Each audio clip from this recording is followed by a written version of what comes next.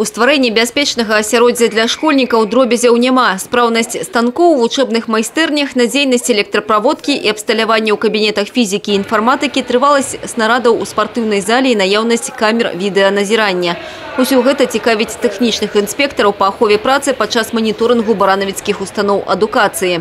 На баранавіцкім камбінате железабетонных канструкцый працуюць больш за 400 чалавек.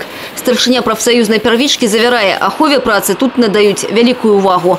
Пацвярджае гэта і статыстыка. Выпадкі вытворчага траўматызму на прадпрыемстве адсутнічаюць ужо шмат гадоў. Сваю лепту ў падтрыманні бяспекі ўносяць грамадскія інспектары аховы працы. Такіх на камбінате 30. Слесар-рамонтнік Сергей Тукай – один из них.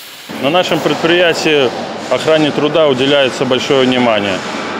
Все работники проходят вовремя инструктажи, внеплановые, плановые, обеспечены средствами защиты, спецодеждой. Все вредные производственные факторы стараемся полностью избежать. Однак такая картина далеко не ўсюды, дзе пабывалі інспектары. За 2 дні з рэйдавымі праверкамі яны наведалі 11 баранавіцкіх прадпрыемстваў і арганізацый. У тэрмін до 5 дзён будуць падведзены вынікі маніторынгу. Інфармацыю аб выяўленых парушэннях накіруюць у гарвыканкам для далейшай іх ліквідацыі. Как правило, техническими инспекторами труда выявляется очень много нарушений в течение года. За полугодие этого года около 5000 нарушений и порядка 80 единиц оборудования, механизмов,